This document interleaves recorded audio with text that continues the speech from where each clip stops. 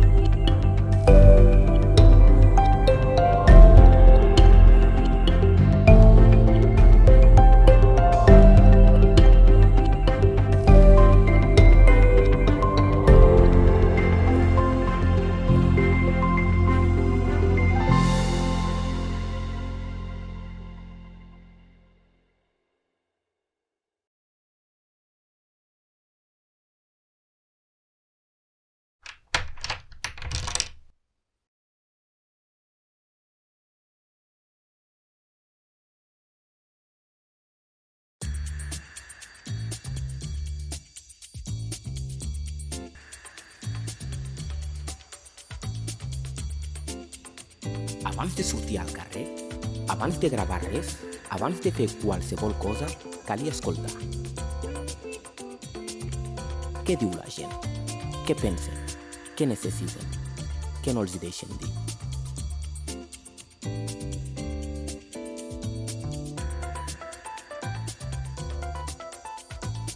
Tot això s'havia de recollir, però també s'havia de fer bé, amb respecte, amb ganes d'entendre.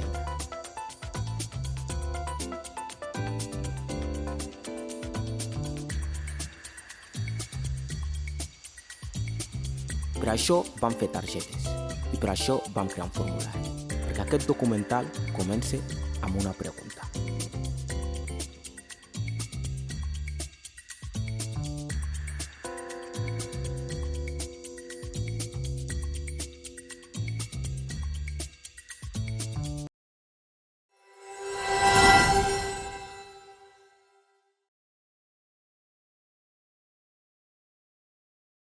Vam sortir al carrer amb una pregunta i la gent va respondre, sense filtres, amb sinceritat.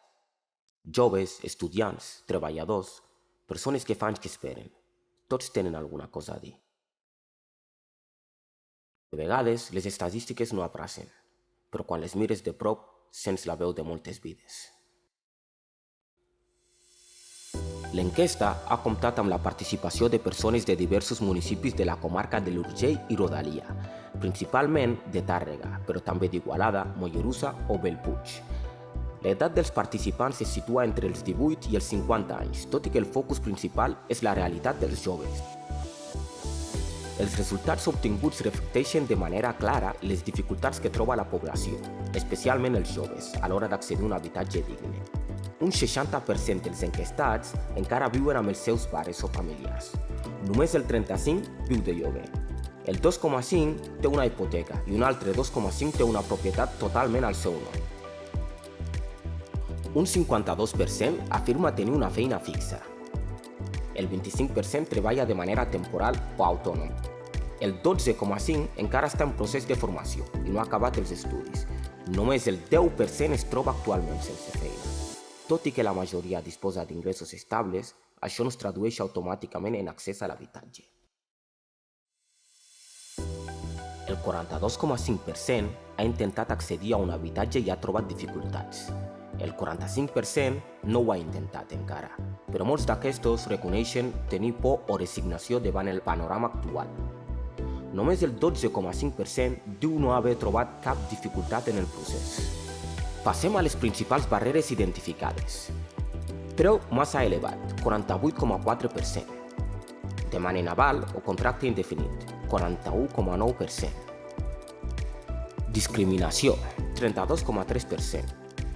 Manca d'oferta disponible, 32,3%. Tràmits administratius complexos, 19,4%. Aquestes dades posen de manifest que el problema no és únicament econòmic, sinó que hi ha un sistema de requisits i barreres estructurals que deixen molta gent fora.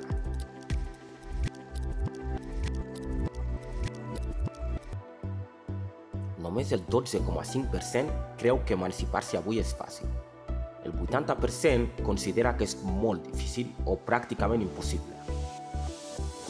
Més del 50% assegura que sovint té pensaments recurrents que potser mai podrà viure pel seu compte.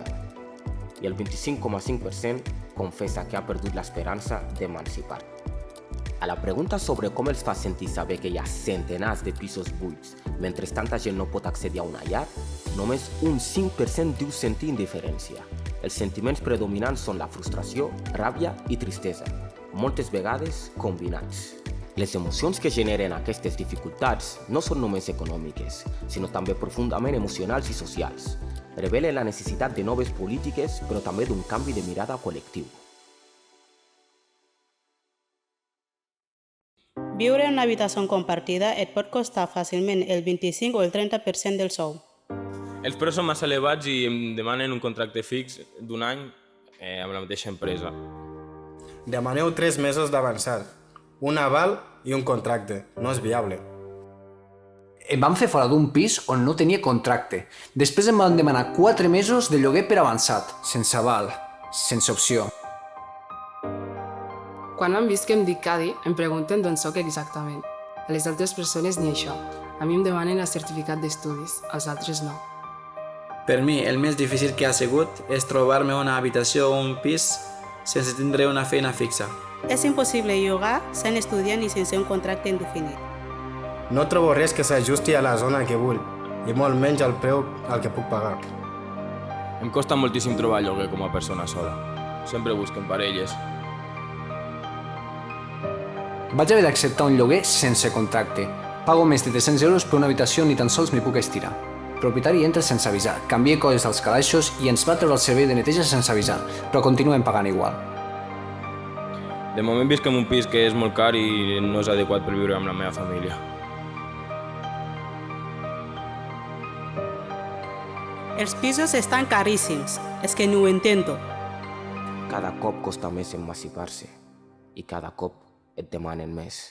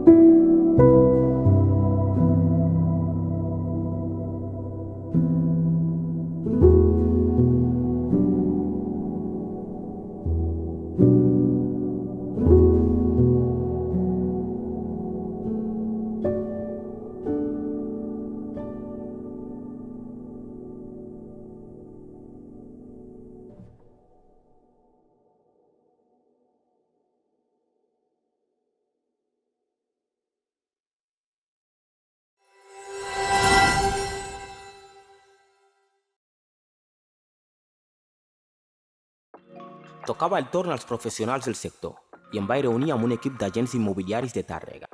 No volien aparèixer a càmera, però em van rebre amb respecte i molta sinceritat. Tot i que van expressar clarament que preferien no ser mencionats al documental, sí que van accedir a respondre totes les preguntes plantejades. El resultat, una visió honesta, directa i realista de com es troba el mercat immobiliari local. D'una conversa discreta em van sortir algunes claus molt reveladores. Molts propietaris prefereixen treballar amb l'Ajuntament a través de la borsa de pisos perquè els garanteix el cobrament del lloguer. El mercat ha canviat, hi ha poca oferta i molts requisits d'accés. Estan detectant un canvi molt fort en el perfil dels llogaters, sovint sense estabilitat laboral. Aquesta llei ha estat, segons l'agència, el desencadenant que ha fet petar el mercat. La regulació de preus ha tensionat el mercat, en lloc de fer-lo més just. A més, obliga el propietari a deixar el pis en condicions específiques, aigua, llum, calefacció, fet que ha desincentivat molts propietaris. Es calcula que per comprar un habitatge de 100.000 euros cal tenir estalviats 35.000, fet que fa inviable la compra per a la gran majoria de joves. La situació laboral és clau, es demanen sous alts i estables.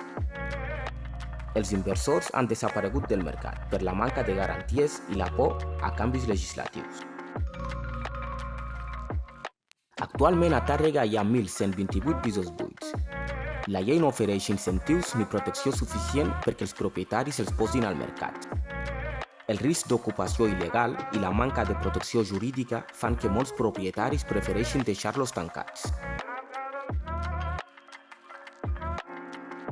Es queixen que no se'ls escolta abans d'aprovar lleis que els afecten directament.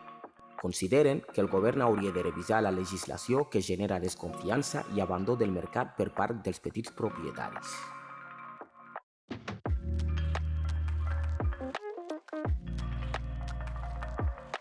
Recomana als joves seguir estalviant, tenir paciència i no perdre la perspectiva. Al govern, canviar la llei i escoltar el sector. Mentre als venedors, els recomana baixar les expectatives i confiar més en les immobiliàries.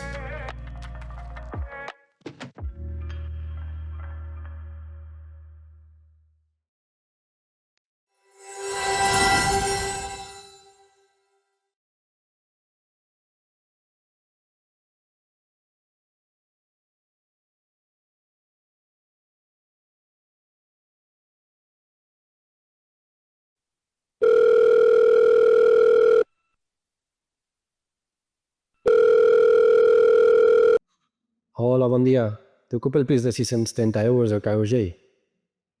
Sí, m'interessaria fer una visita. Doncs treballo jornada completa, tinc contracte fixe i estic empadronat a Tàrrega des de fa uns anys. Sí, puc entregar les nòmines i tot el que calgui. Ah, veig. Entenc. Però no especificava res a l'anunci de perfil en concret. Jo compleixo amb tot el que dieu.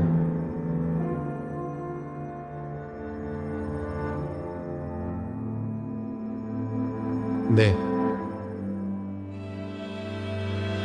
Gràcies igualment.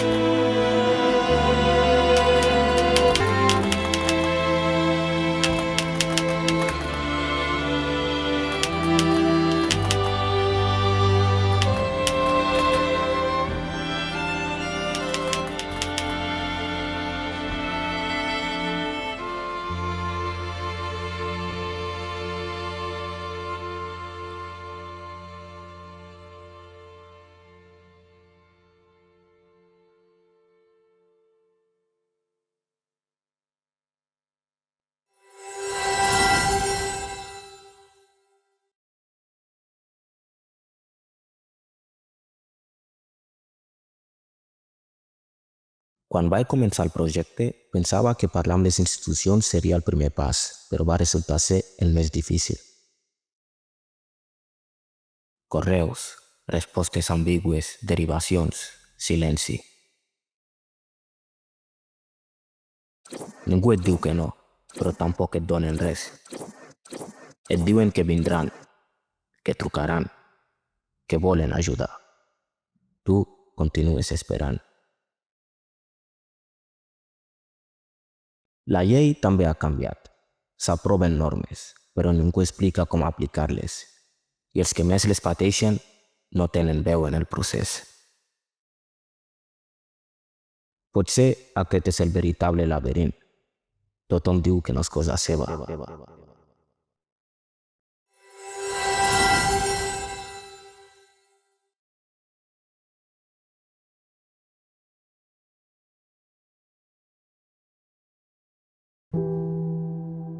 Porto més de 5 anys vivint en un pis compartit. Sempre m'he anat adaptant, fent lloc, buscant espais per respirar. Però fa unes setmanes ens van dir que el propietari vol recuperar el pis. No és un drama, però és incertesa, i és la realitat de molts.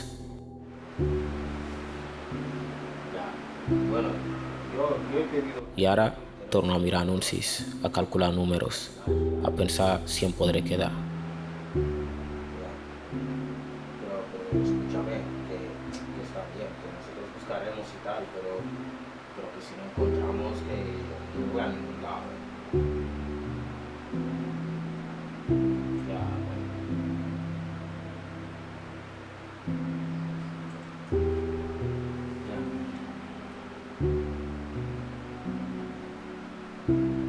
Ya, pero es que mira, si hacemos esto no podemos, es que no se puede.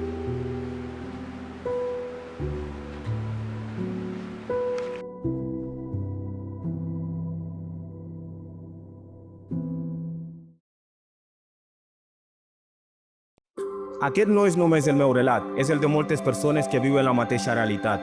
Un habitatge no hauria de ser un privilegi, hauria de ser un dret. Aquest documental no ofereix solucions màgiques, només és una invitació perquè escoltem, que mirem, que entenguem. Potser el futur que ens espera no és esperançador, però esperar-lo de braços creuats, sense parlar-ne, sense buscar alternatives, no canviarà res. Mirar cap a una altra banda no farà desaparèixer res. Si el problema és gran, més gran ha de ser la nostra voluntat com a societat. Només així podrem obrir les portes a un futur diferent.